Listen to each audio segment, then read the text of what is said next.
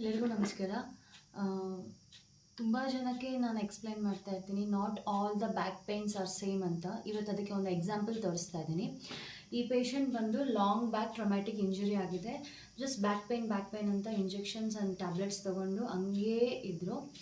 ನಾವು after examination we have got to know that there is a step of deformity in her lumbar spine. Okay, so L4 L5 we just have to palpate first.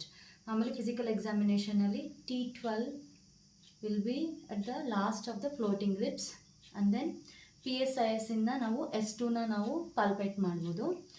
and iliac crust ಇರುತ್ತಲ್ಲ, iliac crust ಇಂದ L4 L5 intervertebral space ಗೆ ಬರ್ಬೋದು ನಾವು.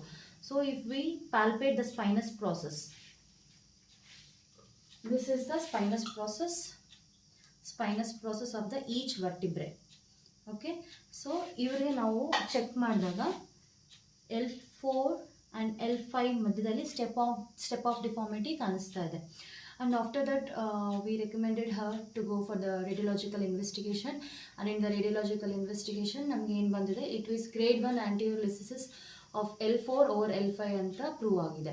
So not all the back pains are same, and back pain treatments ಕೂಡ ಆ ಥರನೇ differ ಆಗುತ್ತೆ. ಒಂದೊಂದು ಪ್ರಾಬ್ಲಮ್ಗೂ ಒಂದೊಂದು ಥರ ಟ್ರೀಟ್ಮೆಂಟ್ ಪ್ರೋಟೋಕಾಲ್ ಇರುತ್ತೆ.